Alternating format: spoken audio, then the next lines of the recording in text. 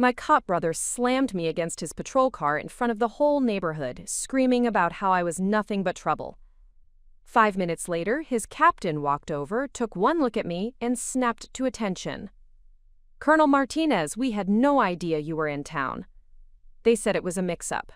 But that wasn't the worst part. The worst part was realizing my own family had worked so hard to erase who I'd become that even my brother in uniform didn't recognize the woman who'd earned hers. What time is it where you are right now? Drop a comment below and tell me, have you ever had your own family treat you like a stranger to your own success? The Arizona heat was already brutal at 9 in the morning, the kind that makes asphalt shimmer like water and turns car hoods into griddles. I'd been back in Tucson for exactly 18 hours, long enough to remember why I'd left, and not long enough to forget why I'd come back. The rental car's air conditioning wheezed against the desert sun as I pulled into the driveway of the house where I'd grown up, where my mother still lived, where family gatherings happened whether you wanted them or not. The house looked smaller than I remembered, but isn't that always the way? The same terracotta tiles, the same struggling palm tree in the front yard, the same chain-link fence that had been temporary for about 15 years now. What was different was the cluster of police cars parked along the street.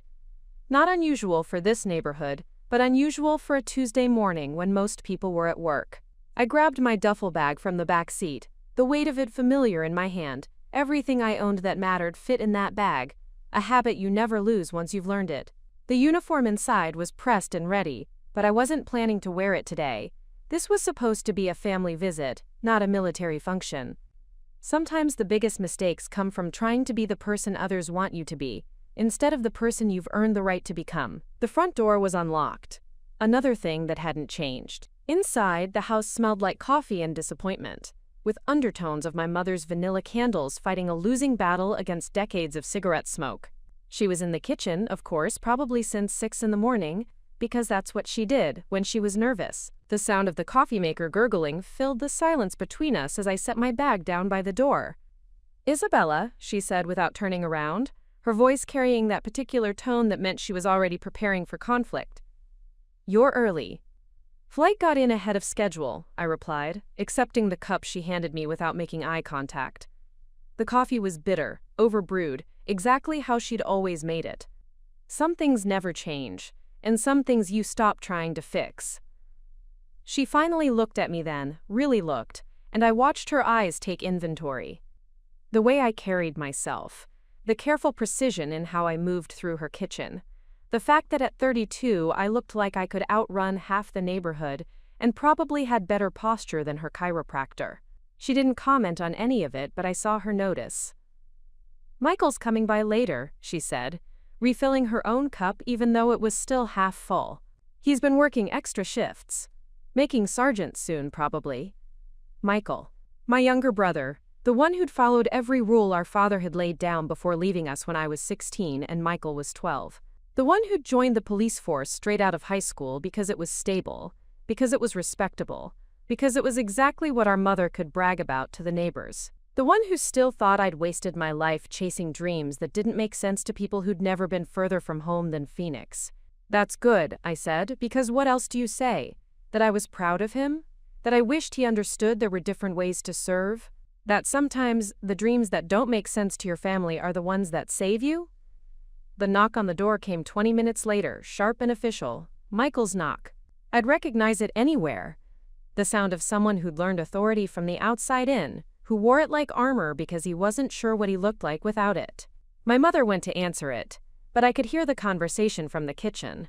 His voice, deeper now than when we were kids, asking if I was here, asking if there had been any problems.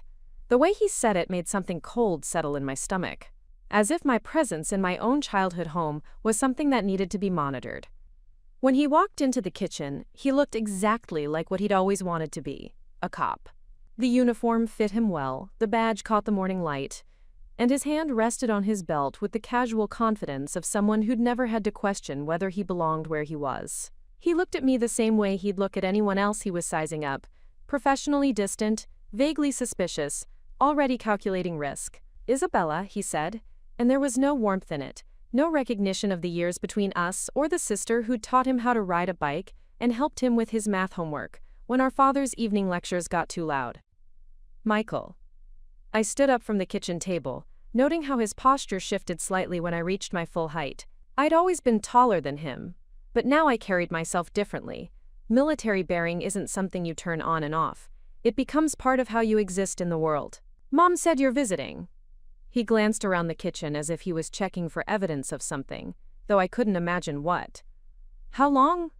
Haven't decided yet. The truth was, I had 2 weeks of leave, but I wasn't about to give him a timeline he could mark on his calendar and count down. He nodded, but his eyes were doing that thing cops' eyes do, cataloging, assessing, looking for the story that doesn't match what's being said out loud. Are you working? Such a simple question, but loaded with everything we'd never talked about. The last time I'd been home, I'd been between deployments, between assignments, in that strange liminal space where you can't explain your job without classification levels and security clearances. I'd tried to tell him then that I was doing well, that I was exactly where I was supposed to be, but he'd looked at me like I was selling him something he wasn't interested in buying. I'm between assignments, I said, which was technically true. You're always between something when you're active duty, between deployments, between bases, between versions of yourself that civilians never get to see. His radio crackled to life, dispatcher's voice cutting through the kitchen air with codes and street names. He turned it down, but didn't turn it off, the static becoming background noise to a conversation that was already full of things we weren't saying. You know, if you need help finding something stable, he started, and I could hear our mother's coaching in his voice, the conversation they'd probably had before he came over. I know people. Civil service, maybe something with the county, good benefits. There it was, the assumption that had followed me home like a lost dog, that whatever I'd been doing for the last decade wasn't real work, wasn't stable, wasn't something that could sustain a person long term, that I was still the 18-year-old who'd left town with more hope than sense, still waiting for real life to begin. That's thoughtful, I said, because my mother was watching us like we were actors in a play she'd been waiting years to see. But I'm fine where I am. Which is where, exactly? The question came out sharper than he'd probably intended, but it hung in the air between us like a challenge. Before I could answer, his radio squawked again, louder this time. Domestic disturbance 2 blocks over, backup requested. Michael's hand went to the radio automatically, muscle memory and training taking over. I have to go, he said, already moving toward the door. We'll talk later, but I could see in his eyes that later wasn't a promise, it was a threat. He left the way he'd arrived, with purpose and authority, leaving behind the smell of leather and the lingering sense that my presence in my own hometown was somehow a problem that needed solving.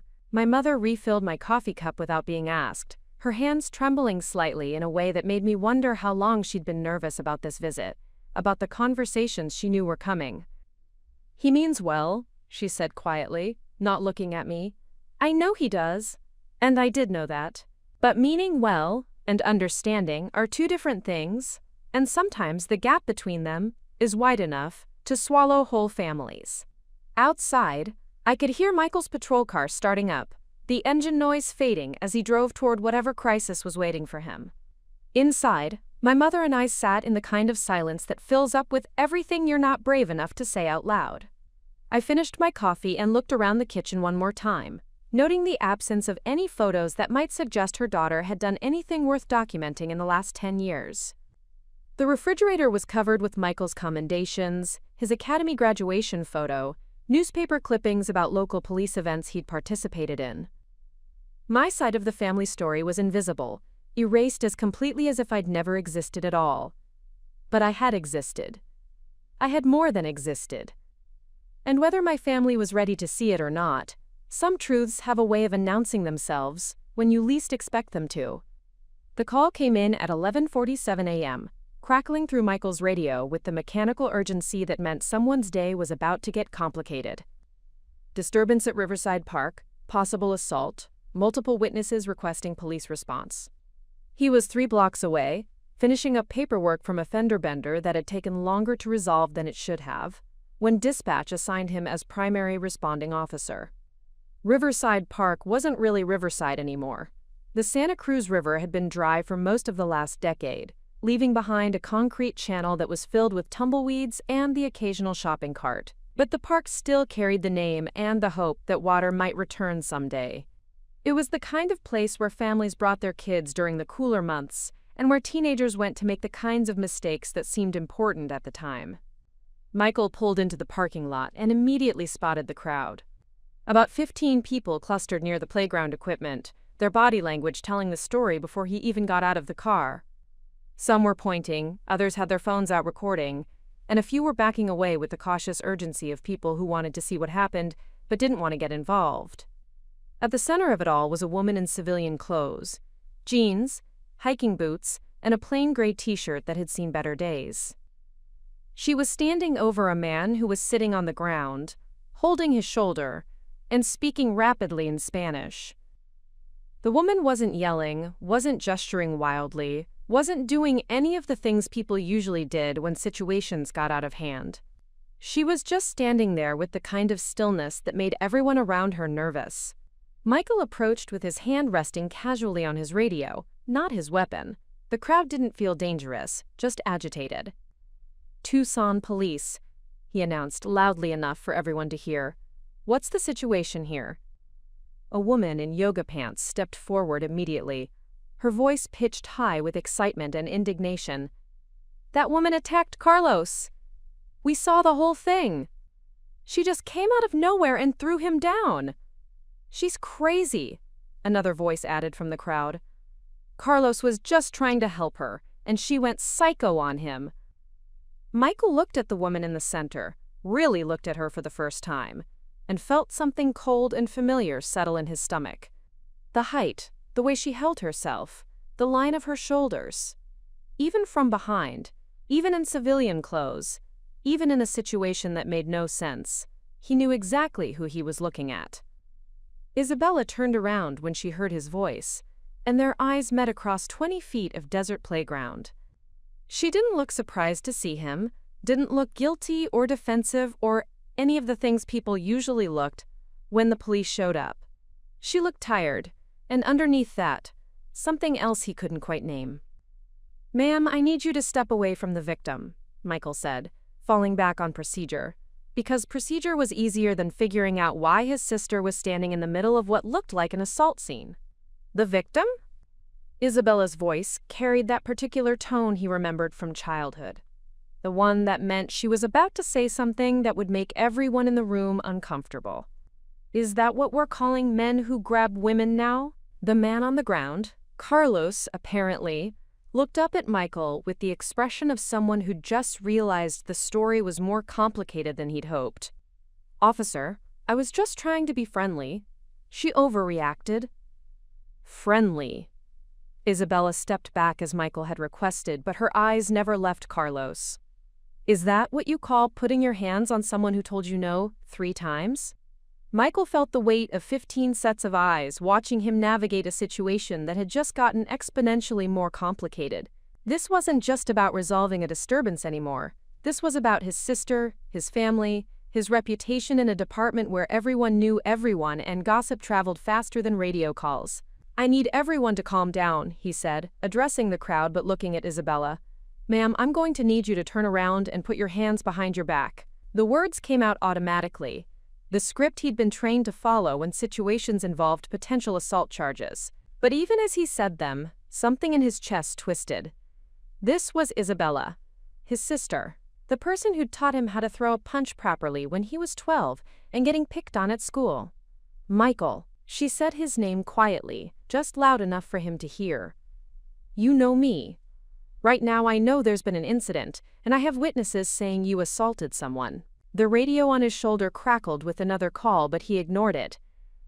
"I need you to comply with my instructions." Isabella looked at him for a long moment, and he could see her calculating something behind her eyes. The crowd was getting restless, phones were still recording, and Carlos was starting to stand up with the careful movements of someone testing whether anything was actually injured. "Fine," she said finally, and turned around.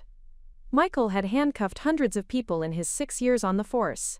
Drug dealers, drunk drivers, domestic violence suspects, petty thieves. It was part of the job, mechanical and impersonal. But putting restraints on Isabella felt like crossing a line he didn't even know existed. Her wrists were smaller than he'd expected, and when the metal clicked into place, he noticed calluses on her palms that hadn't been there the last time he'd seen her. "You have the right to remain silent," he began, "because that's what you did. Because procedure was the only thing standing between him and a situation that felt like it was spiraling completely out of control. Anything you say can and will be used against you in a court of law." The words felt strange in his mouth, formal and distant when applied to someone who used to help him with his algebra homework. The crowd was dispersing now that the show was over, but a few people lingered to give statements. Carlos was walking around, testing his shoulder, making sure everyone could see that he was injured but not seriously. The yoga pants woman was explaining to anyone who would listen that she'd seen the whole thing, that it was completely unprovoked, that someone should do something about women who thought they could just attack people. Michael guided Isabella to his patrol car, one hand on her elbow, acutely aware of how this looked to anyone watching. His sister, in handcuffs, being arrested by her own brother. The kind of story that would be all over the neighborhood before he even finished his paperwork. "You want to tell me what happened?" he asked as they walked, keeping his voice low. "You want to tell me why you didn't ask me first?" she replied, not looking at him. "I have witnesses, Isabella. Multiple people saw you put your hands on someone. Multiple people saw what they expected to see." She stopped walking, and even in handcuffs, even under arrest, there was something in her posture that made him take a step back. "Did any of them mention the part where he followed me from the parking lot? The part where he kept talking after I asked him to stop? The part where he grabbed my arm when I tried to walk away?" Michael looked back at Carlos, who was now surrounded by concerned citizens asking if he needed medical attention. "He says he was being friendly. He says a lot of things." Isabella's voice was getting quieter, which somehow made it more unsettling. "Most of them were about what he wanted to do to me. In detail. Regardless of what I wanted." The radio on Michael's shoulder squawked again. Backup requesting his location for another call. He was taking too long with this one, and dispatch was starting to notice. In a department where efficiency was valued above almost everything else, extended interactions were red flags that supervisors noticed. "Get in the car," he said, opening the back door of his patrol vehicle. "We'll sort this out at the station." Isabella slid into the back seat without comment, but as Michael closed the door, he caught a glimpse of her face in the rearview mirror. She wasn't angry, wasn't scared, wasn't any of the things he'd expected. She looked disappointed, and somehow that was worse than anything else could have been. The drive to the station took 12 minutes, most of it in silence, except for the radio chatter and the hum of the air conditioning fighting against the desert heat. Michael kept glancing in the mirror, watching Isabella sit perfectly still in the back seat. She wasn't fidgeting, wasn't testing the handcuffs, wasn't doing any of the things people usually did when they found themselves in the back of a police car for the first time. "You've done this before," he said, not really asking. "Done what?" "Been arrested." Isabella was quiet for so long he thought she wasn't going to answer. When she finally spoke, her voice was carefully neutral. "I've been in the back of police cars before. Different circumstances." Something about the way she said it made him want to ask follow-up questions, but they were pulling into the station parking lot, and there were procedures to follow, paperwork to complete, supervisors to update. The machinery of law enforcement was already in motion, and once it started moving, it was hard to stop. The Tucson Police Department's central station was a concrete building that had been designed in the 1970s by someone who believed that law enforcement facilities should look like fortresses. Michael had been working there long enough that he'd stopped noticing the institutional beige walls and fluorescent lighting, but seeing it through Isabella's eyes reminded him how unwelcoming the place could feel. He processed her like he would any other arrestee: fingerprints, photos, personal property inventory. Isabella cooperated with everything, answering questions when asked, following instructions without complaint. But there was something in her compliance that felt different from the usual resignation or anger he was used to seeing. She moved through the process like someone who understood systems, who knew how institutions worked and what was expected of her within them. "Emergency contact?" he asked, filling out the intake form. "Maria Martinez," Isabella replied, giving their mother's information. "Same address you picked me up from." Michael paused in his writing. "That's it? No one else?" Isabella looked at him directly for the first time since they'd left the park. "Who else would I call, Michael? You're the one who arrested me." The words hit harder than they should have, carrying weight that went beyond the immediate situation. Michael finished the paperwork in silence, acutely aware that every form he filled out was creating an official record of something that felt personal and complicated in ways the legal system wasn't designed to handle. He was about to escort Isabella to a holding cell when Captain Rodriguez appeared in the doorway of the processing room. "Martinez, I need to see you in my office, now." Michael looked up from his paperwork, surprised. Captain Rodriguez usually let patrol officers handle their own arrests unless there were complications or political considerations. "Sir, I'm just finishing up the intake." "Leave it. Bring the arrestee with you." Rodriguez's voice carried the kind of authority that didn't allow for questions. Michael looked at Isabella, who was watching the exchange with an expression he couldn't read. Something was happening. Something that went beyond a simple assault charge and routine processing. As they walked down the hallway toward the captain's office, Michael had the uncomfortable feeling that he was missing something important. Something that everyone else already knew. The feeling was about to become much worse. Captain Rodriguez's office sat at the end of a hallway that always felt longer when you were walking toward trouble.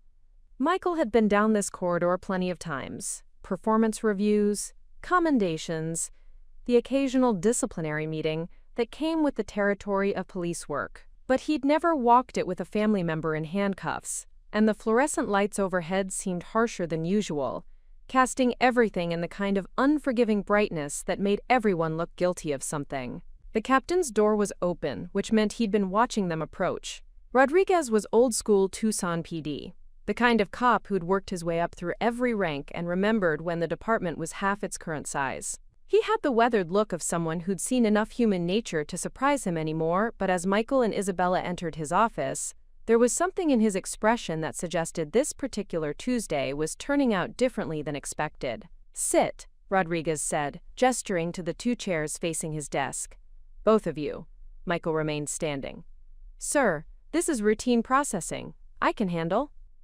"I said sit, Martinez." The captain's voice carried the weight of 30 years in law enforcement, the kind of authority that didn't get questioned twice. Michael sat. Isabella lowered herself into the chair beside him with the careful precision of someone who'd learned to move gracefully, even with restraints. The handcuffs clinked softly against the metal chair frame, a sound that seemed unnaturally loud in the sudden silence. Rodriguez picked up a file from his desk, but he didn't open it immediately. Instead, he studied Isabella with the kind of attention that made Michael uncomfortably aware that whatever was happening here went beyond standard procedure. "Ma'am, I'm going to ask you some questions, and I need you to answer them honestly." Rodriguez's voice had shifted from command authority to something more careful, more respectful. "What's your full name?" "Isabella Maria Martinez." Her voice was steady, matter-of-fact. "Date of birth?" "March 15, 1991. "Current occupation?" Isabella was quiet for a moment, and Michael could see her weighing something behind her eyes. "United States Army, active duty." The words hung in the air like smoke from a fire everyone had been pretending not to smell. Michael felt something cold settle in his stomach, a creeping realization that the sister he thought he knew might be someone else entirely. Rodriguez opened the file now, scanning the contents with the methodical attention of someone reading information he'd already reviewed multiple times. "Current rank?" Another pause, longer this time. Isabella glanced at Michael, then back at the captain. "Lieutenant Colonel." The air in the room seemed to shift, becoming thinner and more charged. Michael's mouth went dry. "Lieutenant Colonel."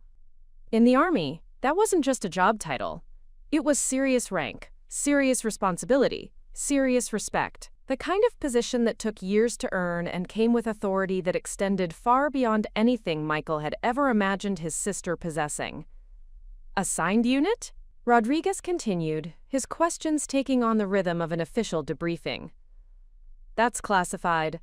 Isabella's answer was immediate and non-negotiable. Rodriguez nodded as if he'd expected that response. "Current security clearance level?" "Also classified." Michael was staring at Isabella now, trying to reconcile the woman sitting beside him with the sister he'd grown up with, the one who'd left home with vague plans and vague explanations. Lieutenant Colonel Martinez. When did she become Lieutenant Colonel Martinez? And why hadn't she told anyone? Officer Martinez, Rodriguez said, and it took Michael a moment to realize the captain was addressing him. Are you familiar with military courtesy protocols regarding the treatment of commissioned officers? Michael's training kicked in, but it felt inadequate to the situation. Yes, sir, generally. Then you're aware that arresting a lieutenant colonel without probable cause could create significant complications for this department. The words hit Michael like cold water. Probable cause. He'd arrested Isabella based on witness statements and an assumption that the situation was straightforward. But witness statements could be unreliable, and assumptions had a way of making complications that rippled far beyond a single incident report. Rodriguez was reading from the file again. Lieutenant Colonel Martinez, according to the information I've received, you're currently on approved leave from a deployment that ended 6 weeks ago. Is that correct? Yes, sir. And prior to that deployment, you were stationed? Isabella met the captain's eyes directly. Ramstein Air Base, Germany. Before that, Fort Campbell, Kentucky. Before that, multiple forward operating bases in Afghanistan and Iraq. Each location she named felt like a weight being added to a scale that Michael was just beginning to understand existed. Forward operating bases. Deployments. Security clearances. This wasn't someone who'd been playing soldier for a few years. This was someone who'd built a career in places Michael had only seen on the news. How long have you held your current rank? Rodriguez asked. 18 months. And before that? Major for 3 years. Captain for 4 years before that. Michael was doing math in his head, trying to work backward through promotions and time requirements. But the numbers weren't adding up to the story he'd been telling himself about his sister's life. If she'd been promoted to lieutenant colonel 18 months ago, if she'd been a major for 3 years before that, then she'd been climbing the military hierarchy for most of the time he'd assumed she was drifting aimlessly through life. Officer Martinez, Rodriguez said, returning his attention to Michael. Walk me through the arrest, everything that happened from the moment you arrived on scene. Michael recounted the events at Riverside Park, but as he spoke, the story began to feel different in his own mouth. The witnesses saying Isabella had attacked Carlos. Isabella's calm demeanor throughout the arrest process. The way she'd moved through booking, like someone familiar with institutional procedures. Details that had seemed normal an hour ago now carried different weight. Did you attempt to interview the alleged victim privately before making the arrest? Rodriguez asked. No, sir. The witnesses were clear about what they'd seen. Did you ask any of the witnesses if they'd observed events prior to the alleged assault? Michael's throat felt dry. No, sir. Did you attempt to de-escalate the situation or investigate alternative explanations for what occurred? Each question was a small knife, cutting away at the certainty Michael had felt when he'd put handcuffs on his sister. No, sir. The situation appeared straightforward. Rodriguez closed the file and leaned back in his chair. Lieutenant Colonel Martinez, would you like to file a complaint about your treatment during this arrest? Isabella was quiet for a long moment, and Michael found himself holding his breath. A complaint from a lieutenant colonel about improper arrest procedures could end his career, could follow him to any law enforcement job he might want in the future.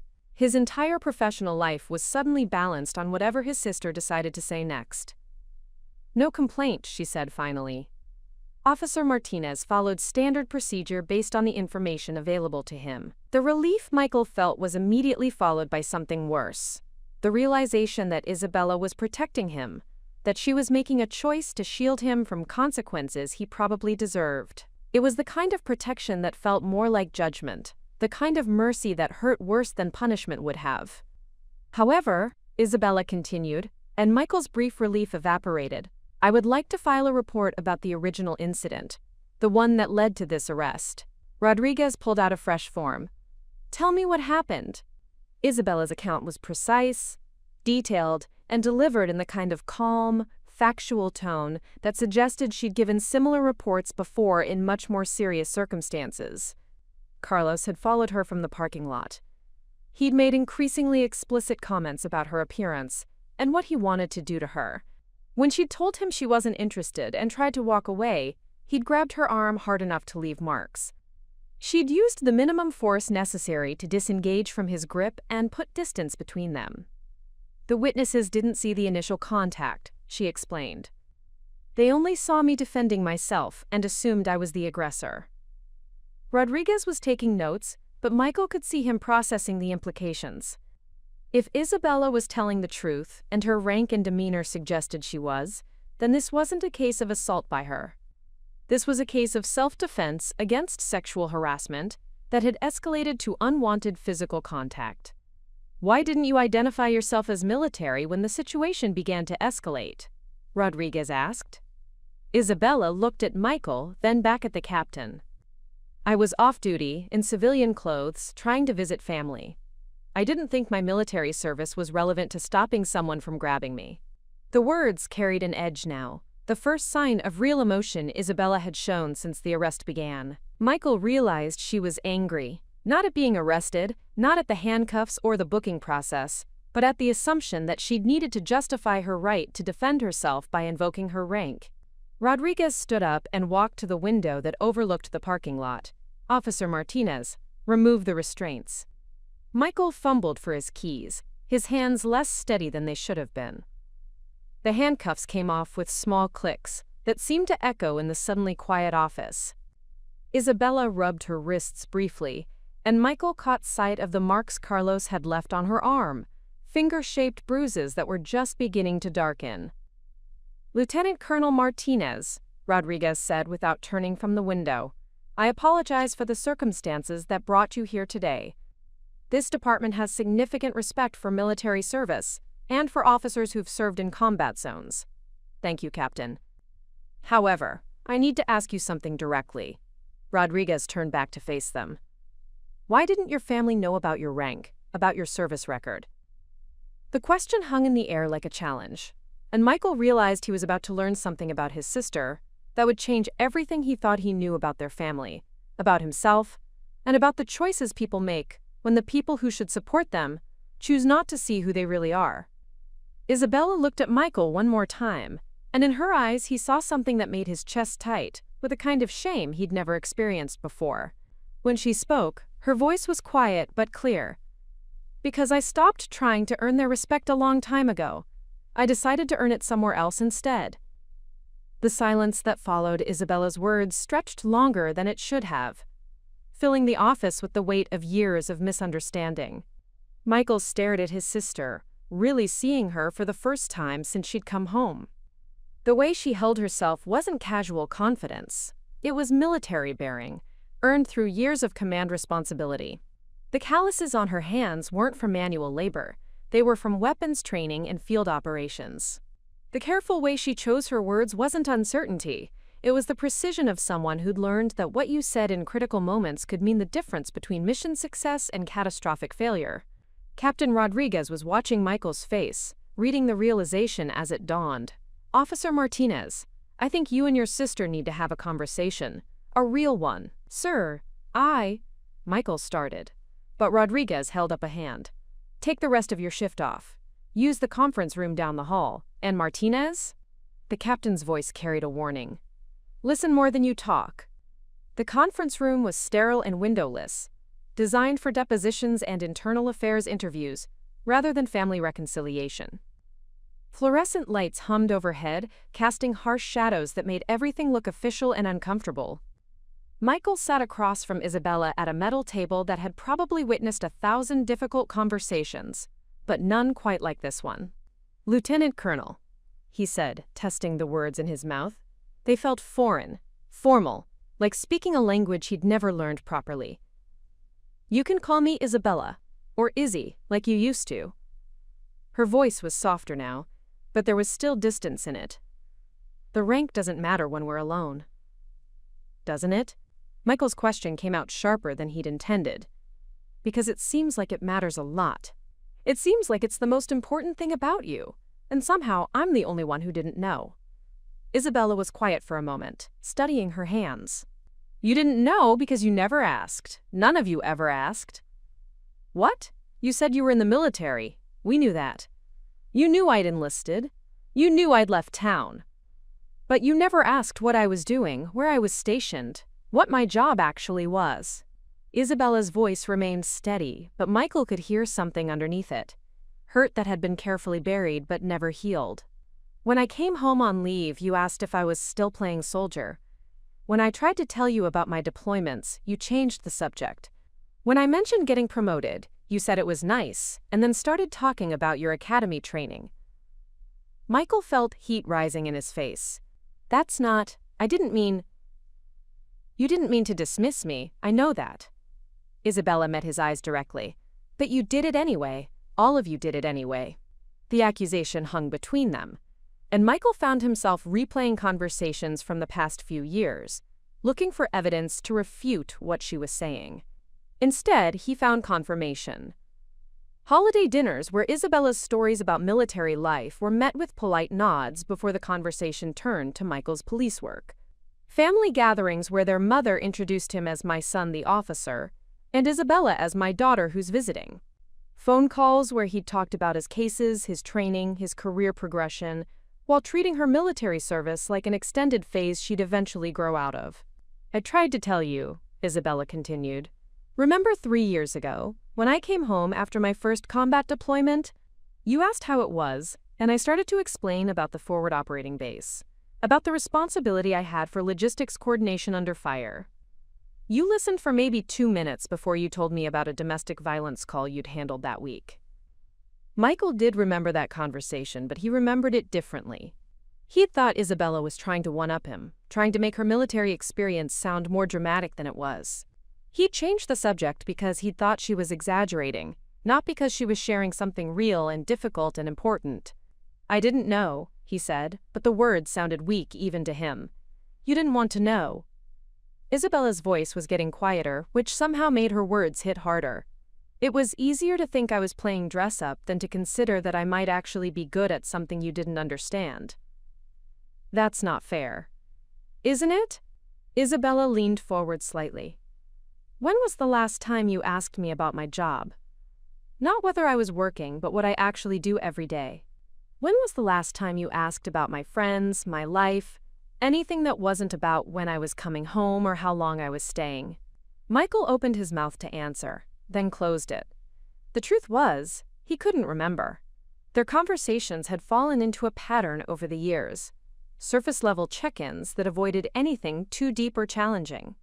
He'd told himself it was because Isabella was private, because military people were hard to relate to, because the distance between them was natural given their different life choices. "I joined the police force because I wanted to help people," he said finally. "I wanted to make a difference, to serve my community. I thought you'd understand that." "I do understand it." Isabella's expression softened slightly. "But you never tried to understand why I made the choice I made. You never considered that maybe I wanted to serve something bigger than myself, too. The military is different." "How?" The question was simple, but Michael found himself struggling to answer it. You're not here, you're not part of the community. You're gone for months at a time, dealing with situations that don't affect real people's daily lives." Isabella stared at him for a long moment, and when she spoke, her voice carried a weight that made Michael realize he'd said something profoundly wrong. "Michael, do you know what I was doing 6 months ago? You said you were deployed. Germany, I think? I was coordinating supply lines for medical evacuation helicopters in Afghanistan. Real helicopters, carrying real soldiers who'd been wounded by real explosives. Some of them didn't make it home. Some of them did because I made sure the fuel and maintenance supplies got where they needed to be when they needed to be there." Michael felt something cold settle in his stomach. "Before that, I spent 8 months managing logistics for a refugee camp in Jordan. 20,000 people who'd fled Syria, including 4,000 children. I made sure they had clean water, medical supplies, and food distribution systems that worked even when the supply convoys were delayed by combat operations." Isabella's voice remained steady, but Michael could see the cost of what she was describing in her eyes. "Before that, I was at Fort Campbell, training soldiers who were about to deploy to active combat zones, teaching them how to stay alive, how to keep their equipment functioning, how to support each other when everything went wrong. Each detail she shared made Michael's understanding of her life expand and shift. This wasn't someone playing at military service. This was someone who'd been entrusted with life and death responsibilities, who'd earned the respect and authority that came with her rank through years of proving herself in situations he could barely imagine. "I didn't know," he said again, but this time the words carried different weight. "You didn't know because you assumed." Isabella's voice was gentle now, but firm. "You assumed that because my work happened far away, it wasn't real. You assumed that because you didn't understand it, it wasn't important. You assumed that because I was your little sister, I couldn't possibly be doing anything that mattered as much as what you were doing." The truth of her words hit Michael like a physical blow. He had made those assumptions, had built his understanding of Isabella's life on a foundation of dismissal and condescension that he'd never examined or questioned. "The arrest today," he said slowly. "You could have told me who you were. You could have stopped it." "I could have," Isabella nodded. "But I wanted to see if you'd listen to me as a person before you knew about my rank. I wanted to see if you trusted me enough to ask questions before you made decisions. And I didn't." "No, you didn't." They sat in silence for a moment, the fluorescent lights humming overhead like electronic insects. Michael could hear activity in the hallway beyond the conference room. Other officers handling other cases. The normal business of law enforcement continuing while his understanding of his own family underwent complete reconstruction. "Isabella," he said finally, "I'm sorry. I know you are." She looked tired now, the kind of tired that went deeper than physical exhaustion. "But sorry doesn't change the pattern. Sorry doesn't change the fact that you were willing to arrest me based on strangers' words rather than ask me what happened. How do I change it?" Isabella considered the question seriously, as if she was working through a tactical problem that required careful analysis. "You start by asking questions instead of making assumptions. You start by listening when I tell you things about my life instead of waiting for your turn to talk. You start by considering that maybe, just maybe, I know what I'm doing." Michael nodded, but even as he did, he could feel the weight of years of established patterns, years of thinking he understood his sister when he'd never really tried to see her clearly. "Will you tell me," he asked, "about your work, your life, what it's really like?" Isabella looked at him for a long moment, as if she was deciding whether to trust him with something valuable and fragile. "I'll tell you some of it," she said finally. "The parts I'm allowed to tell you. But Michael, I need you to understand something. I'm not going to convince you that my life has value. I'm not going to argue for your respect. I've earned both of those things, whether you recognize it or not." The words stung because they were true, and because they revealed how completely he'd misunderstood not just Isabella's accomplishments, but her character. She wasn't asking for his approval. She was offering him the chance to know who she really was.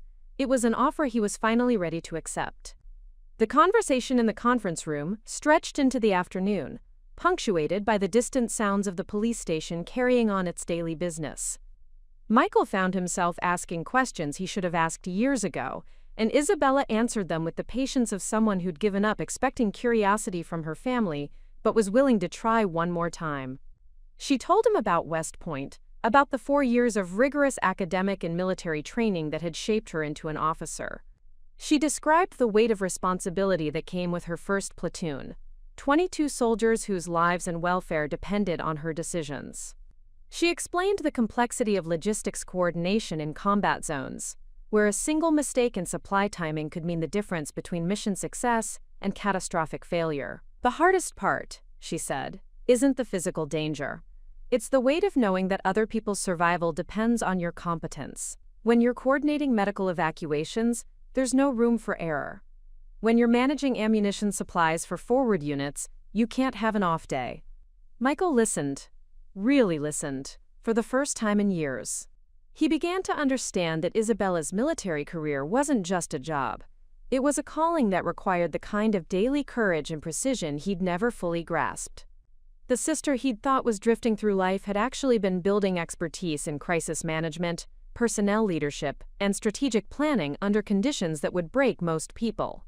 "Why didn't you ever correct us?" he asked. "When Mom would introduce you as just visiting, or when Dad used to say you were playing soldier, why didn't you tell us what you were really doing?" Isabella was quiet for a moment, And when she answered, her voice carried years of accumulated hurt. "Because I realized that you weren't interested in being proud of me, unless I succeeded in ways you could understand. Military achievements, combat deployments, leadership positions. None of that mattered to you because it happened outside your world." "That's not true, isn't it?" Isabella interrupted gently. "Think about the last family gathering. Christmas, 2 years ago. I mentioned that I'd been selected for the Command and General Staff College, which is a huge honor for military officers. It means I was being groomed for senior leadership positions. Do you remember what happened next?" Michael tried to recall the conversation, but it was hazy in his memory. "Mom changed the subject to ask if I was dating anyone. Dad started talking about cousin Luis getting promoted to manager at the hardware store. You started telling a story about a drug bust you'd made the week before." Isabella's voice remained steady, but Michael could hear the disappointment underneath. "I realized that my accomplishments were only interesting to our family if they translated into things you valued: marriage, local success, law enforcement." The truth of what she was saying settled over Michael like a weight. Their family had created an environment where Isabella's achievements were consistently minimized or ignored, where her choice to serve her country was treated as a phase rather than a career, where her expertise and authority were invisible because they existed outside their narrow definition of success. "I stopped trying to make you understand," Isabella continued, "because I realized that your opinion of my life said more about your limitations than mine." The words stung, but Michael couldn't argue with them. He thought about all the times he'd dismissed Isabella's military experience as irrelevant to real police work, all the conversations where he dominated the discussion with his own career updates while treating her service as a curiosity rather than a profession worthy of respect. "What about Mom?" he asked. "Does she know?" "She knows some of it. She has my address, knows when I'm deployed versus stateside. But she's never asked about my rank, my responsibilities, or what my actual job entails." Isabella looked tired again.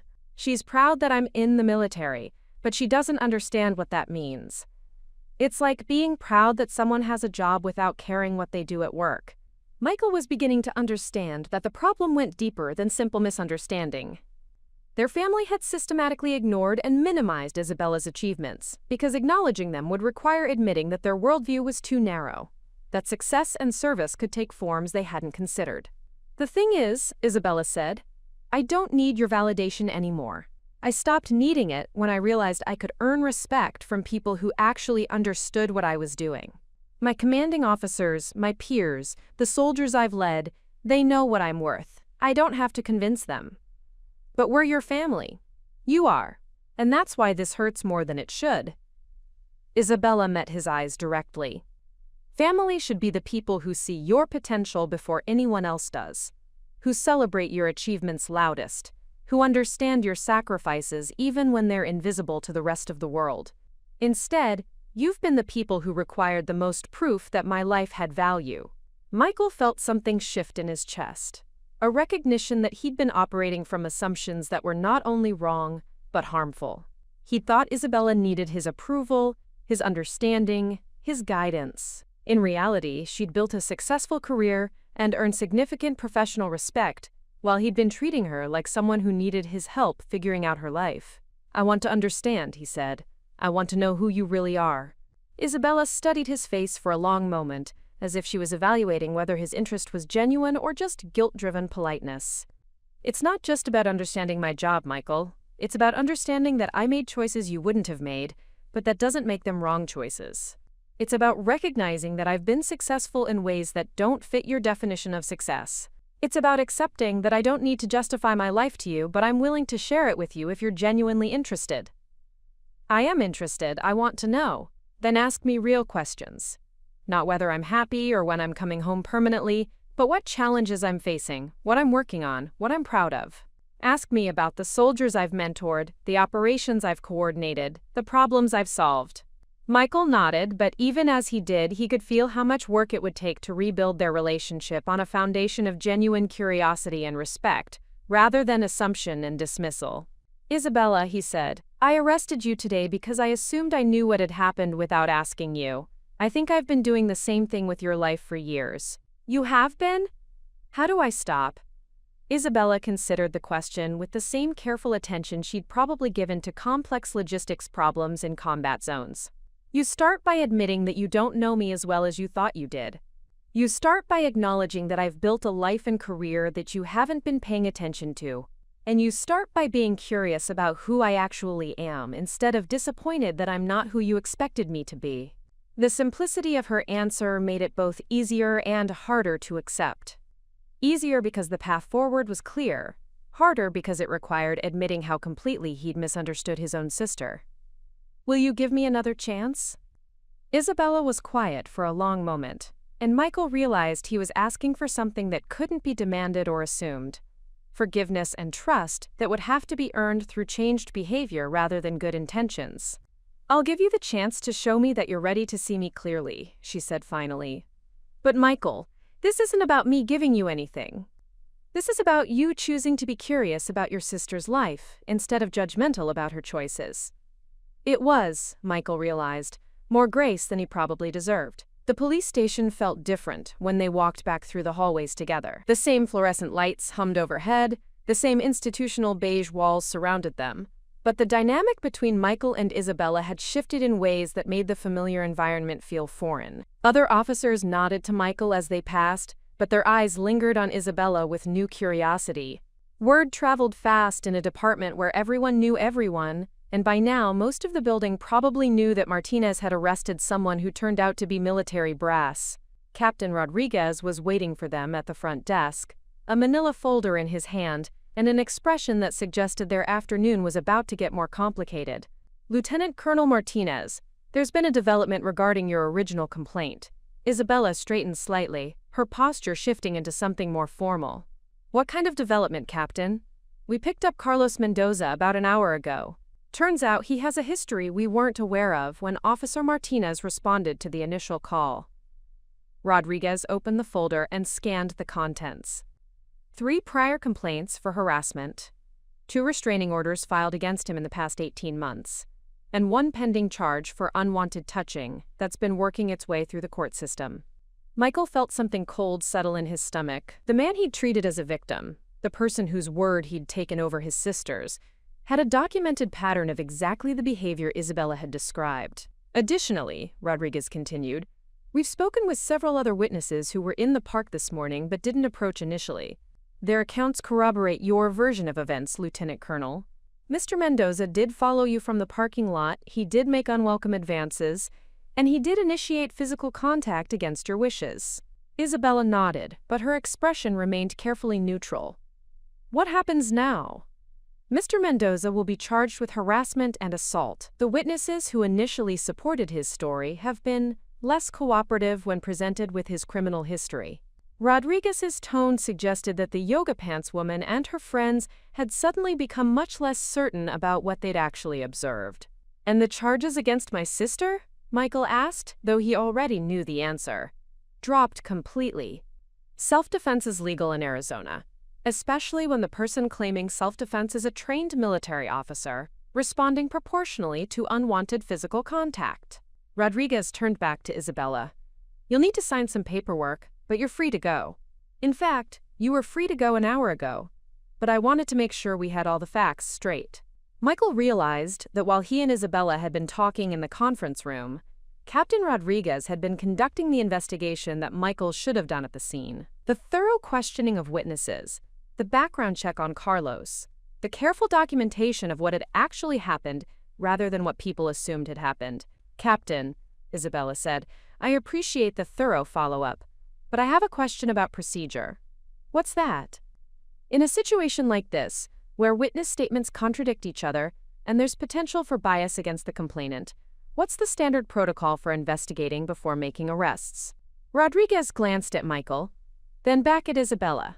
Standard protocol would be to interview all parties separately, check for any relevant history, and attempt to establish a clear timeline of events before determining probable cause for arrest. And was that protocol followed in this case?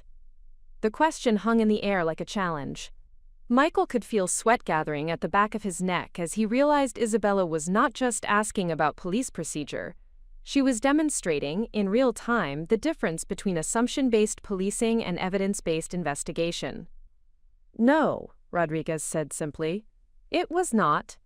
Isabella nodded, as if she'd expected that answer. Thank you for your honesty, Captain. That's exactly the kind of transparency that builds trust between military and civilian law enforcement. The subtext was clear to everyone in the conversation. Isabella wasn't filing a complaint, wasn't demanding consequences, and wasn't making the situation worse for Michael or the department. But she was making sure that the failure in protocol was acknowledged and understood. Officer Martinez, Rodriguez said, turning to Michael with an expression that suggested their conversation wasn't over. Report to my office tomorrow morning at 0800. We need to discuss today's arrest procedures and how to improve your investigative approach. Michael nodded, knowing that he was facing formal retraining at minimum, possibly disciplinary action depending on how the captain wrote up the incident report. The embarrassment of being corrected in front of his sister was nothing compared to the professional consequences of arresting someone without proper investigation. Lieutenant Colonel, Rodriguez continued, I hope this experience doesn't reflect poorly on your opinion of the Tucson Police Department. We have significant respect for military service, and we strive to maintain professional relationships with all branches of the armed forces.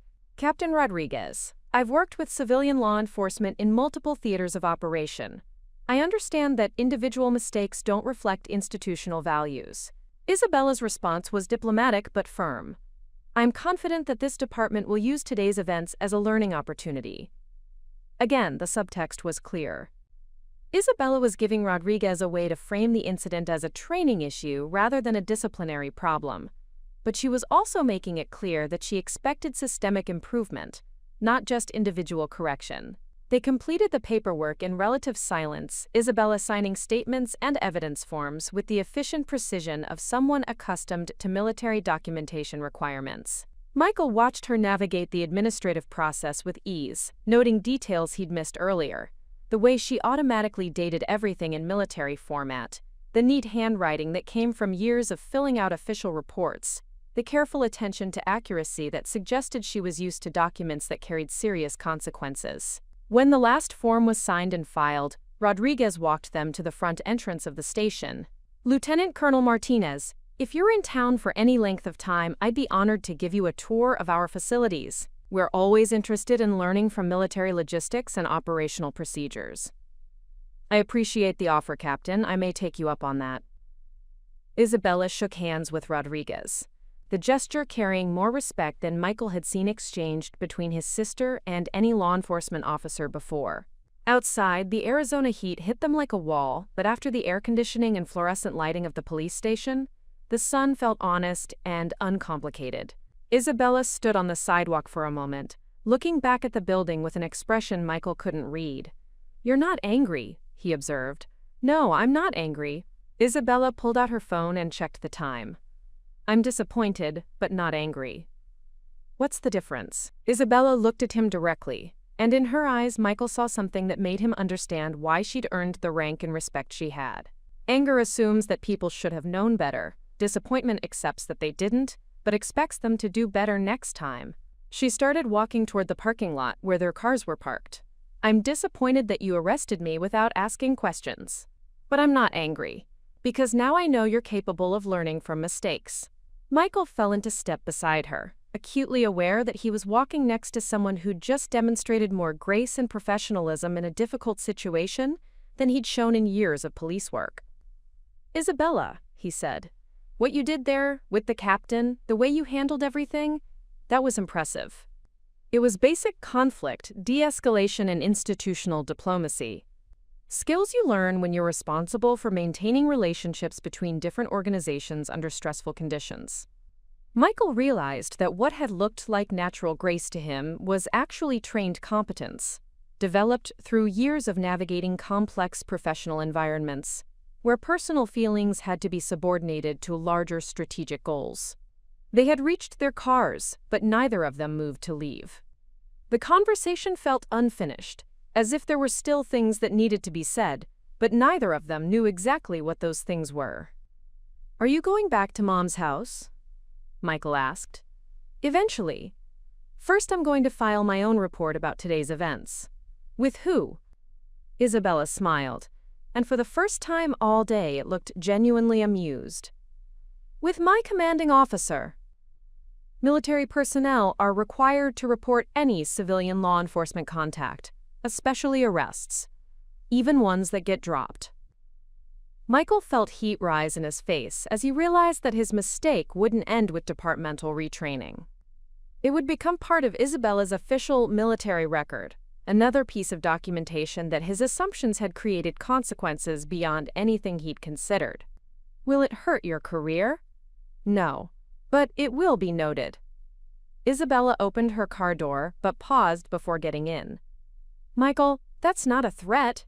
It's just reality. Actions have documentation. Documentation has consequences. That's how institutions maintain accountability. It was, Michael realized, a lesson he was finally ready to learn. The drive back to their mother's house took 12 minutes through neighborhoods Michael had known all his life. But the familiar streets felt different now. Every turn brought back memories of growing up with Isabella, but those memories were being rewritten in real time as he processed what he'd learned about who she'd become. The sister who'd taught him to tie his shoes was a lieutenant colonel. The person he'd arrested for assault was someone who coordinated life and death operations in combat zones. The family member he'd thought needed guidance was someone who'd earned the respect of military leadership across multiple deployments. When he pulled into the driveway, Isabella's rental car was already there. She'd beaten him home despite stopping to make her official report, which told him she'd handled that documentation with the same efficiency she'd demonstrated at the police station. Michael sat in his patrol car for a moment before going inside, trying to prepare himself for a conversation with their mother that would require explaining not just what had happened today, but years of misunderstanding that had led to it. The front door was unlocked, and voices carried from the kitchen, Isabella's steady tone and their mother's higher pitch, punctuated by the kind of silence that meant difficult truths were being discussed. Michael paused in the hallway, not quite ready to interrupt, but unable to avoid overhearing. "Told me you were arrested, Misha. Arrested by your own brother." Maria Martinez's voice carried the particular strain that came from trying to process information that didn't fit her understanding of how the world worked. "It was a misunderstanding, Mom. It's been resolved." "A misunderstanding?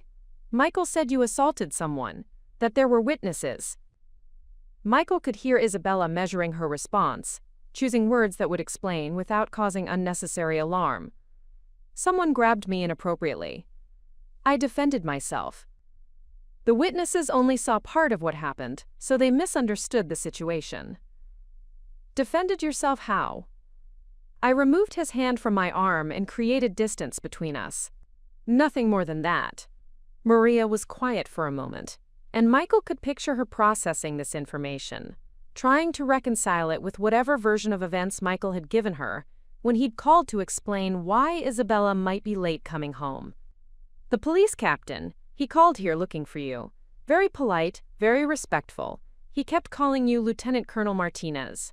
I told him he had the wrong number, that my daughter Isabella was just visiting, but he insisted he had the right person." Michael winced. Of course Rodriguez had called their mother's house. It was the emergency contact Isabella had given during booking. And, of course, their mother hadn't understood why a police captain would be addressing her daughter with military rank and formal respect. "Mom," Isabella's voice was patient but firm. "I am Lieutenant Colonel Martinez. I have been for 18 months. But you never said. I mean, you told us you got promoted, but I thought." "You thought what?" The question hung in the air, and Michael realized this conversation was following the same pattern as the one he'd had with Isabella at the station. Their mother was confronting the gap between what she'd assumed about Isabella's military service and what that service actually entailed. "I thought it was like getting a raise at a regular job. I didn't know it meant you were in charge of things, that you had people working for you."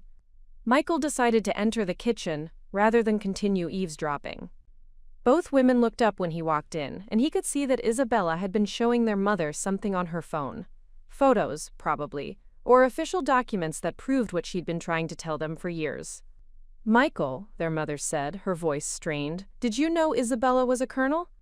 "Lieutenant colonel," he corrected automatically, then realized that the distinction probably didn't matter to someone trying to understand why her children had kept such fundamental information from each other. "I found out today," he admitted, "at the station." Maria looked between her two children as if they were speaking a language she'd never learned. How does someone become a colonel without their family knowing about it? "Lieutenant Colonel," Isabella said gently, "and it's not that you didn't know, Mom. It's that you didn't understand what it meant when I told you." Michael watched their mother's face as she processed this distinction. Isabella was right. She had mentioned promotions, had talked about increased responsibilities, had tried to share details about her military career, but their family had consistently treated these updates as casual conversation rather than significant professional achievements. "Show her the photos," Michael said, surprising himself. "The ones you were looking at when I came in." Isabella hesitated for a moment, then turned her phone back toward their mother. "This was taken 3 months ago, when I was presenting a logistics briefing to a joint task force in Germany." The photo showed Isabella in dress uniform, standing at a podium in front of a room full of military personnel. Even on the small phone screen, her authority was unmistakable. The way other officers were paying attention, the formal setting, the recognition that she was someone whose expertise was valued at a high level. "And this one," Isabella continued, swiping to another image, "was from my promotion ceremony. That's Brigadier General Stevens, pinning my lieutenant colonel insignia." Maria stared at the phone screen, and Michael could see her trying to reconcile these images of Isabella as a respected military leader with her understanding of her daughter as someone who is still figuring out her life. "Mita," she said softly, "why didn't you tell us it was like this?" "I tried to tell you, but every time I mentioned my work, my responsibilities, my achievements, the conversation changed to something else. When I said I was being considered for promotion to lieutenant colonel, you asked if that meant I'd be coming home more often. When I explained that I was managing complex operations, you asked if I was eating enough." Michael recognized the pattern Isabella was describing. Their mother's way of showing love had always been through worry about basic needs, food, safety, relationships, rather than celebration of professional accomplishments. It wasn't malicious, but it had the effect of minimizing Isabella's achievements by treating them as secondary to maternal concerns. "I didn't know how to talk about it," Maria admitted. "I don't understand the military. I don't know what ranks mean, what different jobs are, how any of them work." "You could have asked," Isabella said, but her voice was gentle rather than accusatory. "I was afraid to ask. I was afraid you'd think I was stupid, that I wouldn't understand the answers." The admission hung in the kitchen air, carrying years of unspoken anxiety. Michael realized that their mother's dismissal of Isabella's military career hadn't been intentional disrespect. It had been defensive ignorance, the kind that comes from feeling inadequate to engage with something you don't understand. "Mom," Isabella said, reaching across the table to touch their mother's hand, "I would never think you were stupid for asking questions. I think you're intelligent enough to understand anything I could explain to you. But it's all so complicated, all those ranks and rules and places I've never heard of." "It is complicated. But so is raising 2 children on your own after Dad left. So is managing a household budget on a single income. So is all the stuff you figured out how to do when you had to." Michael watched his mother consider this comparison, and saw her beginning to understand that Isabella's military expertise was just another kind of competence, built through experience and training rather than natural talent. "Tell me about it," Maria said finally. "Start from the beginning. Tell me what you actually do." Isabella looked at Michael, and in that glance he could see her deciding whether to trust them with information she'd tried to share before, whether to risk another conversation that would be minimized or dismissed. "It's going to take a while," Isabella warned. "We have time," Michael said, speaking for both of them. Isabella nodded slowly and began to tell them about West Point, about choosing military service, about the years of training and deployment and responsibility that had shaped her into someone they'd never really tried to know. This time, they listened. Isabella's explanation began with West Point, but not the way most people imagined military academy life. She didn't talk about marching or uniforms, or the rigid discipline that civilians associated with military training. Instead, she described the academic rigor, engineering courses that required understanding complex systems under pressure, leadership classes that taught decision-making when lives depended on the outcome, strategic planning exercises that simulated real-world crisis management. The hardest part wasn't the physical training, she said, sitting at the kitchen table where she'd done homework as a teenager. It was learning to think systematically about problems that didn't have clear solutions. When you're responsible for coordinating supply lines in a combat zone, you can't just follow a manual. You have to analyze multiple variables, anticipate failures, and make decisions based on incomplete information. Maria listened with the focused attention she'd once given to parent-teacher conferences, asking clarifying questions that showed she was working to understand rather than simply waiting for her turn to speak. What kind of variables? Weather, enemy activity, equipment failure, personnel changes, political considerations, civilian populations, resource limitations. Isabella counted them off on her fingers. And all of those factors interact with each other in ways that change constantly. So you develop systems for gathering information, assessing risk, and implementing solutions that can adapt when circumstances change. Michael found himself taking notes mentally, recognizing that Isabella was describing skills that applied directly to police work, but at a level of complexity he'd never considered. The domestic disturbance calls, traffic stops, and criminal investigations that made up his daily routine suddenly seemed simple compared to coordinating operations across multiple countries with life-and-death consequences. After West Point, I was stationed at Fort Benning for my initial officer training. That's where I learned that leadership isn't about giving orders. It's about earning trust from people who have to follow your decisions into dangerous situations. Isabella's voice carried the weight of experience as she described her first command assignment. I was 22 years old, responsible for 37 soldiers, most of them older than me, all of them more experienced in actual combat operations. How did you handle that? Maria asked. I listened more than I talked. I asked questions instead of pretending I knew everything. I made sure my soldiers understood not just what we were doing, but why we were doing it. And when I made mistakes, which I did frequently, I owned them publicly and learned from them visibly. Michael thought about his own leadership style with junior officers and civilian employees, realizing that he'd often fallen back on rank and authority, rather than earning respect through competence and transparency. Isabella's approach required more vulnerability, more genuine skill, more daily proof of worthiness to lead. My first deployment was to Afghanistan, Isabella continued. I was a first lieutenant, assigned to logistics coordination for a forward operating base about 40 miles outside Kandahar. Our job was to make sure that smaller outposts had everything they needed: ammunition, food, medical supplies, fuel, communication equipment, delivered safely and on schedule.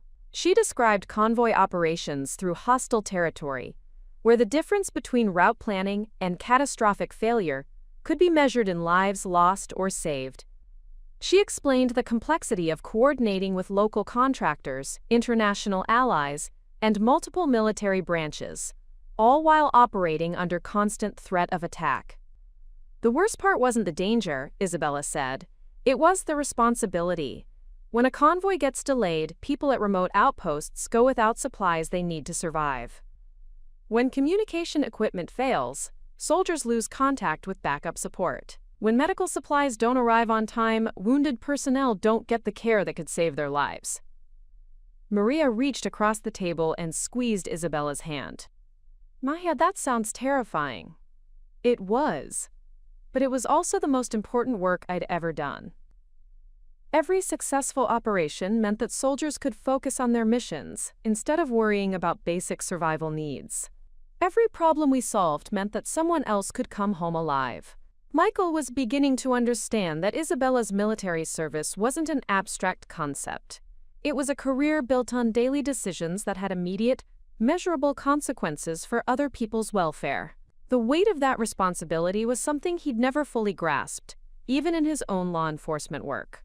After that deployment, I was promoted to captain and assigned to Fort Campbell, where I trained other officers in logistics operations. That's where I learned that teaching someone to do something correctly is harder than doing it yourself, but more important in the long run. Isabella described developing training programs, writing procedural manuals, and mentoring junior officers who would go on to handle their own deployments. She talked about the satisfaction of seeing someone she'd trained successfully manage a crisis situation, and the frustration of hearing about failures that better preparation might have prevented. Then I was deployed to Jordan, managing supply operations for refugee camps. 20,000 people who'd fled Syria, including families with small children, elderly people with medical needs, and teenagers who'd lost everything they'd ever known. The scope of that responsibility was staggering. Michael tried to imagine coordinating basic survival needs for 20,000 people in a foreign country, under international oversight, with limited resources and constantly changing political conditions. The refugees weren't military personnel, Isabella explained. They were civilians who'd been caught in someone else's war. Our job was to make sure they had clean water, adequate food, medical care, and safe shelter, while international agencies worked on long-term solutions. How long were you there? Maria asked. 8 months. Long enough to see some families relocated to safer countries, long enough to watch children adapt to camp life, long enough to understand that logistics isn't just about moving supplies. It's about preserving human dignity under impossible circumstances. Isabella described working with international aid organizations, navigating cultural differences, and solving problems that had no precedent in military training manuals. She talked about the resilience of people who'd lost everything but maintained hope, and the challenge of maintaining operational efficiency while treating every person as an individual with specific needs and valid concerns. That's where I was promoted to major, she said. Not because I'd figured out how to follow orders, but because I'd learned how to solve problems that didn't have standard solutions. Michael realized that each promotion Isabella described represented recognition not just of time served, but of demonstrated competence under increasingly challenging conditions. Military advancement wasn't automatic. It was earned through proven ability to handle greater responsibilities successfully. After Jordan, I was stationed in Germany, coordinating supply operations for multiple bases across Europe. That's where I learned to think strategically about resource allocation on a continental scale. Isabella explained managing supply chains that crossed multiple countries, working with international partners, and ensuring operational readiness for military units spread across thousands of miles. The complexity was overwhelming, but she described it with the matter-of-fact precision of someone who'd mastered systems that most people couldn't even comprehend. Then my promotion to lieutenant colonel came through, which meant I was ready for command-level responsibility. That's when I was assigned to my most recent deployment, Afghanistan again, but this time coordinating operations for multiple forward bases simultaneously. The progression Isabella described wasn't just career advancement. It was a systematic development of expertise and authority that had taken more than a decade to achieve. Each assignment had built on previous experience. Each promotion had been earned through demonstrated competence. Each deployment had required skills that couldn't be learned anywhere except through actual operational experience. Maria looked overwhelmed but impressed. Isabella, this is incredible. Why didn't we know any of this? Isabella met her mother's eyes directly. Because every time I tried to tell you, the conversation changed to something else. Because you treated my military service like a phase 1 was going through, instead of a career I was building. Because it was easier for everyone to assume I was still figuring out my life than to acknowledge that I'd already figured it out. The truth settled over the kitchen like dust after an explosion, visible and undeniable. The kitchen fell silent except for the hum of the refrigerator and the distant sound of traffic on the street outside. Maria stared at her hands, processing years of missed opportunities to understand her daughter's life. Michael found himself replaying conversations from holidays and phone calls, seeing now how consistently they'd redirected Isabella's attempts to share her professional experiences toward topics they found more comfortable or familiar. I remember now, Maria said slowly. Last Christmas, when you mentioned getting an award, I asked if it came with a bonus, and you said it wasn't that kind of award. I thought you meant it wasn't important. The Joint Service Commendation Medal, Isabella said quietly, for exceptional performance during the refugee camp operations. It's given to military personnel who demonstrate outstanding achievement under difficult conditions. And I asked about money. Maria's voice carried the weight of a mother realizing she'd minimized something that should have made her proud. Michael shifted uncomfortably in his chair. I do the same thing. When you talk about your work, I compare it to police cases, or ask when you're coming home. I never ask about what you're actually accomplishing. Because accomplishments in the military don't translate easily into civilian conversations, Isabella explained. When I say I successfully coordinated supply operations that kept 12 forward operating bases operational for 6 months, what does that mean to people who've never been in a combat zone? When I mention training 40 junior officers who went on to handle their own deployments, how does that compare to things happening in your daily life? The question hung in the air, highlighting the fundamental disconnect between Isabella's professional reality and their family's ability to understand it. Michael realized that their dismissal hadn't been intentional cruelty. It had been defensive ignorance, the kind that comes from feeling inadequate to engage with something beyond your experience. But we should have tried harder to understand, Maria said. We should have asked you to explain it to us, even if we didn't get it right away. Yes, Isabella agreed simply. You should have. The directness of her response was uncomfortable but honest. Michael appreciated that Isabella wasn't softening the truth to make them feel better about their failures. She was treating them like adults capable of handling difficult feedback, which was probably more respect than they'd shown her over the years. What happens now? Michael asked. I mean, with your career, your life, everything. Isabella considered the question with the same careful attention she'd probably given to strategic planning sessions. I have 2 weeks of leave remaining. After that, I report to Fort Leavenworth for the Command and General Staff College. It's a year-long program for officers being prepared for senior leadership positions. Senior leadership meaning what? Maria asked. Battalion command, eventually. Maybe brigade level if my career progression continues successfully. Leading thousands of soldiers. Managing operations across multiple countries. Strategic planning for large-scale military operations. Michael tried to imagine his sister in command of thousands of people, making decisions that affected international military operations. The scale was beyond anything he'd ever considered. But as he watched Isabella describe these possibilities with calm confidence, he began to understand that she wasn't dreaming about the future. She was preparing for responsibilities she'd already proven capable of handling. Will you come home more often? Maria asked, then caught herself. I mean, will you have more opportunities to visit? The Command and General Staff College is stateside, so I'll have more regular leave time. But Mom, this is home for me now. Isabella gestured around the kitchen. This is where I grew up, where my family is. But my life, my career, my future, that's wherever the Army needs me to be. I understand, Maria said, and Michael could see that she was working to actually mean it rather than just saying what seemed appropriate. I hope you do, Isabella replied, because I need you to understand that I'm not waiting for my real life to begin. This is my real life. The military isn't something I'm doing until I figure out what I want to be when I grow up. This is what I want to be. This is what I am. The finality in her voice made it clear that this wasn't a negotiation or a request for approval. Isabella was explaining her reality, not asking for permission to live it. Are you happy? Maria asked, and Michael recognized it as the kind of question mothers ask when they're trying to understand choices they wouldn't have made themselves. Isabella smiled, and for the first time all day, it reached her eyes. I'm exactly where I'm supposed to be, doing exactly what I'm meant to do. I've earned the respect of people whose opinions matter to me, and I've made a difference in situations that required the skills I've spent years developing. So yes, I'm happy. It was, Michael realized, more certainty about life direction than he'd ever felt about his own career choices.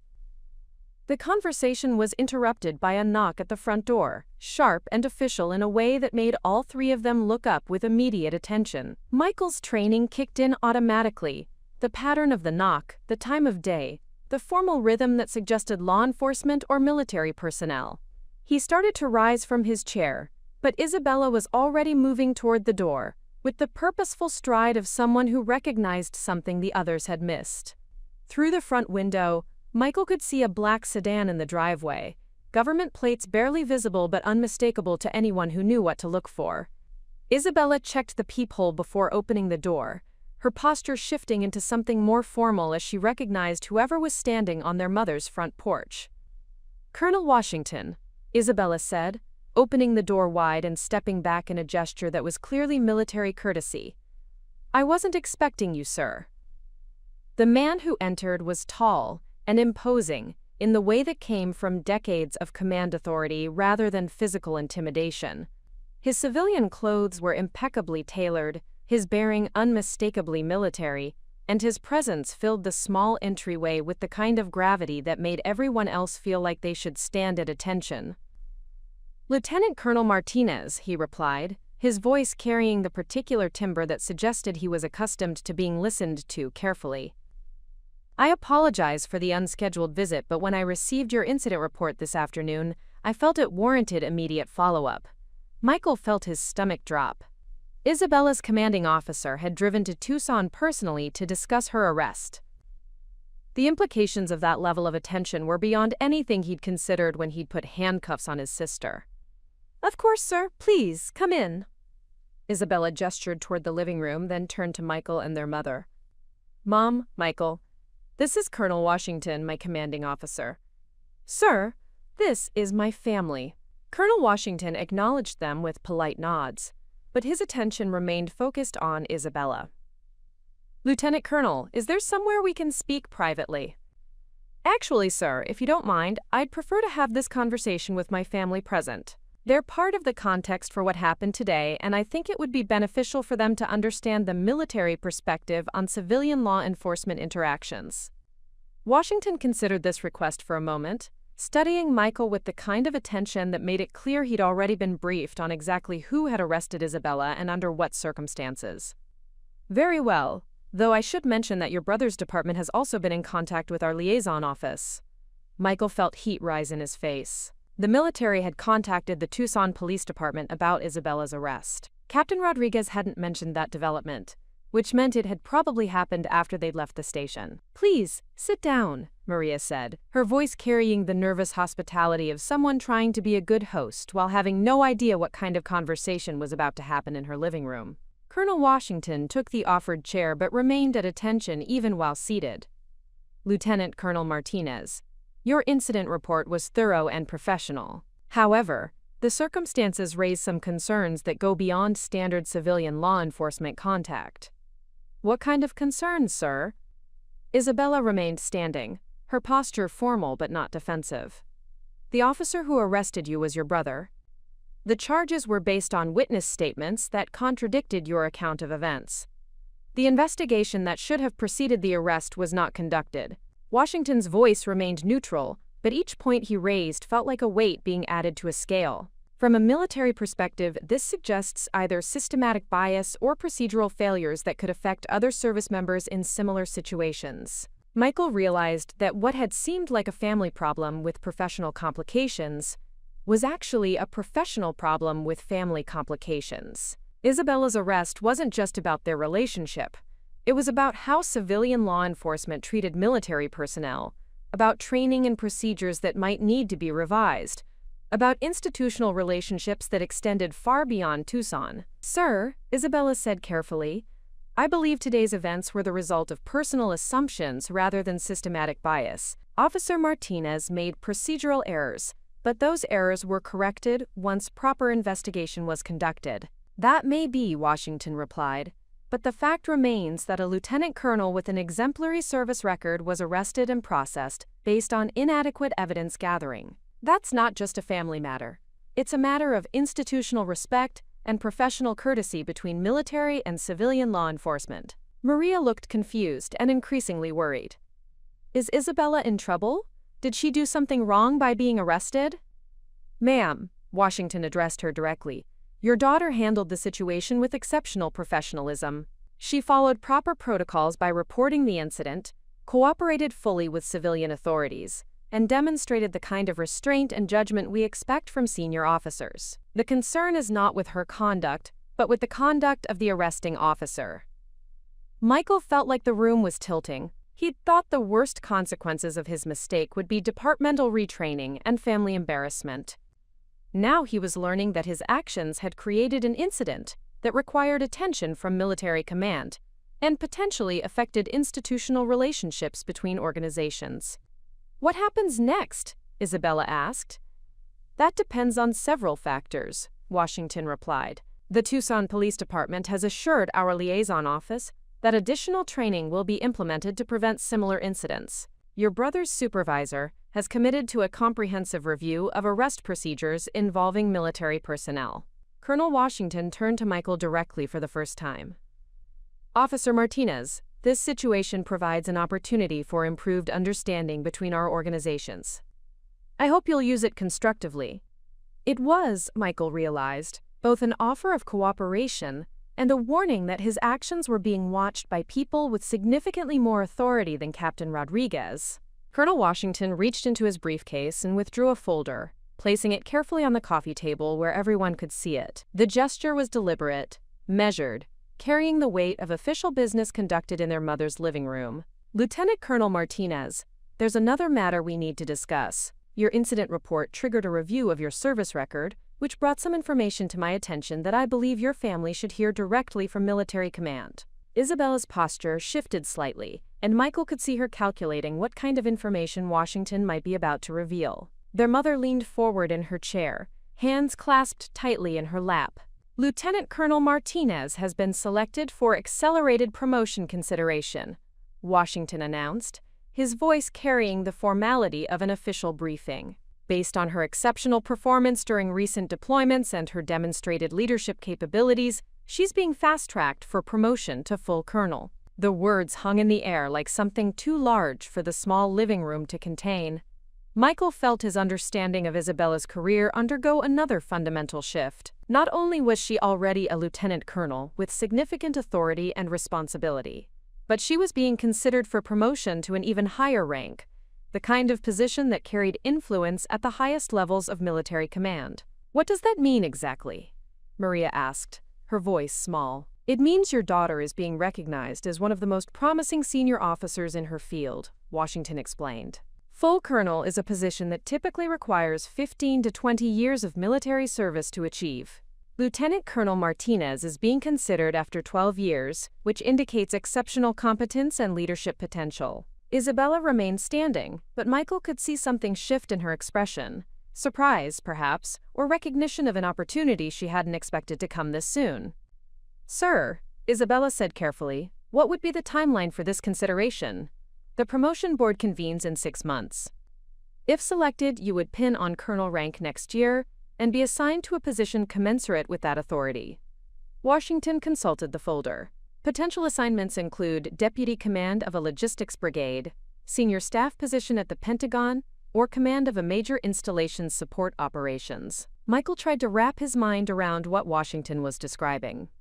His sister, who he'd arrested for assault that morning, was being considered for military positions that would put her in command of thousands of people and operations spanning multiple countries or continents. "Isabella," Maria said, her voice filled with something that sounded like awe, "this is incredible." "It's an honor to be considered," Isabella replied, but her tone remained measured. "Selection isn't guaranteed, and the positions come with significant responsibility." Washington nodded approvingly at her response. "That measured approach to advancement is exactly why Lieutenant Colonel Martinez is being considered for accelerated promotion. She understands that rank is earned through service, not given as recognition for potential." "Colonel Washington," Michael said, finding his voice, "I need to ask, does what happened today affect Isabella's promotion consideration?" Washington studied Michael for a moment before answering. "Officer Martinez, your sister's handling of today's events actually reinforces the qualities that brought her to our attention. She demonstrated restraint under difficult circumstances, followed proper reporting procedures, and managed a potentially explosive situation with professionalism and diplomacy. But my arrest of her reflects on your judgment and training, not hers," Washington said firmly. "Military personnel are evaluated on their own conduct, not on how civilian authorities treat them." Lieutenant Colonel Martinez's response to an inappropriate arrest actually demonstrates the kind of leadership composure we value in senior officers. The distinction was both relief and additional weight. Isabella's career wouldn't suffer because of Michael's mistake, but that also meant she'd succeeded despite his lack of understanding and support, rather than because of family encouragement. There is, however, one aspect of today's events that requires clarification, Washington continued. Lieutenant Colonel Martinez, your family was unaware of your rank and recent achievements. That suggests a level of professional isolation that could affect your future assignments. Michael saw Isabella tense slightly. Sir? Senior military positions require officers who can maintain strong personal support systems and community connections. The isolation you've experienced from family understanding could be seen as a limiting factor for positions that require extensive travel and high-stress responsibility. Washington's words carried a weight that made it clear this wasn't casual conversation. It was professional evaluation in real time. Isabella's relationship with her family wasn't just personal anymore. It was a factor in her career advancement. What would you recommend, sir? Isabella asked. I recommend that your family develop a better understanding of your military career and the significance of your service. Not just for personal reasons, but because military families are evaluated as part of an officer's overall readiness for increased responsibility. Washington stood, signaling that the formal portion of his visit was concluding. Lieutenant Colonel Martinez, you'll receive official notification of the promotion board selection process within the next week. Use your remaining leave time to ensure your personal support systems are aligned with your professional trajectory. He turned to Michael and Maria. This conversation is not just about understanding your daughter's past achievements. It's about preparing to support her future success at the highest levels of military command. The message was clear. Isabella's family needed to step up, not just for her personal well-being, but for her professional future. As Washington prepared to leave, he handed Isabella a business card. My direct number. If you encounter any further issues with civilian law enforcement, contact me immediately. It was both support and a subtle reminder that Isabella's treatment reflected on the military as an institution, not just on her as an individual. After Washington left, the three of them sat in silence, the weight of revelation and responsibility settling over them like dust after a storm. The silence after Colonel Washington's departure felt different from the earlier quiet moments in the day. This wasn't the uncomfortable pause of people avoiding difficult topics. It was the weighted stillness of a family realizing that everything they thought they knew about each other had been fundamentally wrong. Michael sat in his patrol uniform, still processing the fact that his sister was being considered for promotion to a rank that would make her one of the youngest full colonels in the Army. Maria clutched a tissue she didn't remember taking from the box, staring at the business card Washington had left on the coffee table as if it might disappear if she looked away. Isabella remained standing by the window, looking out at the street where she'd grown up, where nothing had changed, except her family's understanding of who she'd become. The rental car in the driveway belonged to someone they were just beginning to meet, not the drifting young woman they'd imagined, but a senior military officer whose career decisions would soon affect thousands of people. Isabella, Maria said finally, her voice barely above a whisper. I'm sorry. For what? Specifically? Isabella's question wasn't harsh, but it was direct. She'd moved beyond accepting vague apologies that didn't acknowledge specific failures. For not asking. For not listening. For treating your life like it was less important than ours. Maria's voice strengthened as she continued. For making you feel like you had to succeed alone because we couldn't be bothered to understand what success looked like for you. Michael felt the weight of his own failures settling heavier as he listened to their mother articulate what he'd been thinking, but hadn't found words for. Isabella, I need to say something too. She turned from the window, her expression neutral but attentive.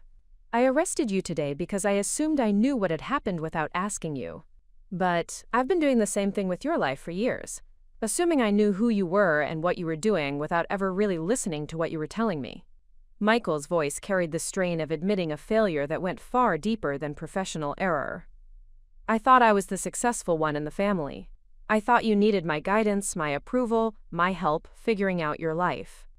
And now? Isabella's tone gave nothing away. Now I realize that you've been building something incredible while I've been patronizing you.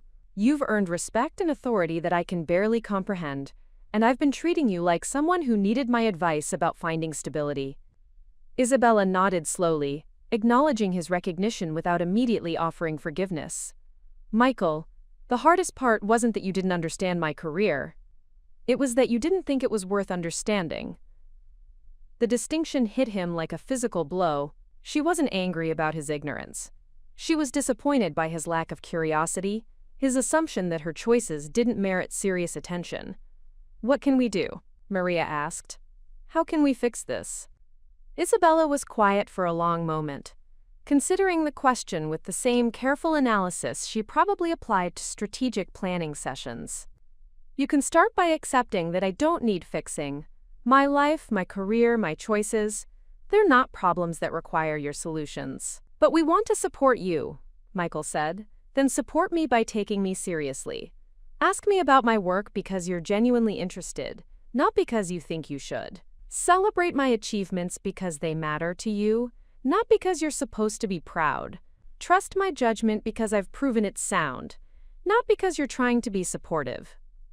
The simplicity of her requests made them both harder and easier to fulfill. Harder because they required genuine change in perspective rather than just modified behavior. Easier because they didn't demand anything Isabella hadn't already earned. "Colonel Washington mentioned that family support affects promotion consideration," Maria said. "What does that mean for you?" "It means that senior military positions require officers who have stable personal relationships and strong support systems. If my family doesn't understand or support my career, it suggests I might not have the personal resources necessary to handle high-stress command positions." Michael felt a chill of realization. "So our failure to understand you could actually hurt your career advancement?" "It could. Senior officers face enormous pressure, make decisions that affect thousands of lives, and work in situations where personal stability is crucial for professional effectiveness. If I can't maintain healthy family relationships, it raises questions about my ability to lead effectively under stress." The weight of responsibility was staggering. Not only had they failed to support Isabella's achievements, but their failure could now actively damage her future opportunities. "What do we need to do?" Michael asked. "Learn about my work. Understand what I do, why it matters, what challenges I face. Ask questions that show you value my expertise. Celebrate my successes with the same enthusiasm you show for achievements you understand better." Isabella moved away from the window and sat down for the first time since Washington had arrived. "But most importantly, accept that this is who I am. Not who I'm becoming, not who I might be someday, but who I am right now. A lieutenant colonel in the United States Army, potentially being promoted to full colonel, with the responsibility and authority that comes with that position." Maria reached across the coffee table and picked up Washington's business card, studying it as if it contained instructions for how to be a better mother to a daughter she'd never really known. "Isabella," she said, "I want to learn. I want to understand. I want to be proud of you in ways that actually matter to you." "So do I," Michael added. "And I want to earn the right to call you my sister again, instead of just assuming it means something when I've never acted like it does." Isabella looked at both of them for a long moment, and when she spoke, her voice carried the careful hope of someone who'd been disappointed before, but was willing to risk it again. "Then let's start over, all of us. And this time let's pay attention to who we actually are instead of who we think we should be." It was, Michael realized, the most honest thing anyone in their family had said in years. Outside, the Arizona sun was setting behind the mountains, painting the sky in shades of red and gold that reminded him of why people chose to make homes in the desert. Inside, three people who shared DNA but had never really known each other began the careful work of building relationships based on truth instead of assumption. It was harder than any of them had expected. It was also long overdue. 6 months later, Michael stood in the back of a crowded auditorium at Fort Leavenworth, watching his sister pin on the eagle insignia of a full colonel. The ceremony was formal, precise, and filled with military personnel whose respect for Isabella was visible in their attention and applause. When Colonel Washington announced her new assignment, deputy commander of the 1st Sustainment Brigade, responsible for logistics operations across 3 states, Michael finally understood the magnitude of what his family had almost missed. Their mother sat in the front row, wearing a dress she'd bought specifically for the occasion, and a smile that hadn't left her face since Isabella's promotion had been confirmed. She'd spent months learning military terminology, asking detailed questions about Isabella's work, and proudly explaining to neighbors that her daughter was one of the youngest colonels in the army. After the ceremony, Isabella found them in the reception hall. The eagles on her collar caught the light, but it was the confidence in her posture that made the real difference. She looked like someone who'd finally been seen clearly by the people who mattered most to her. "So," she said, embracing Michael, "what do you think of your big sister now?" "I think," Michael replied, "that I've got a lot of catching up to do if I want to be worthy of calling a colonel my family." Isabella laughed, the sound carrying joy instead of the careful distance that had marked their conversations for years. "Just call me Isabella, but ask me real questions about my work." "Deal," he said, "starting now. Have you ever been overlooked by the people who should have supported you most? Have you had to earn respect from strangers while your own family doubted your worth? Share your story in the comments below. I read every single one. If this story resonated with you, hit that subscribe button and ring the notification bell. New stories of triumph, family redemption, and hidden strength drop every week. Sometimes the people who know you least are the ones who raised you, but it's never too late to change that story. Subscribe now, and let's explore more stories of people who proved their worth when everyone else had given up on them.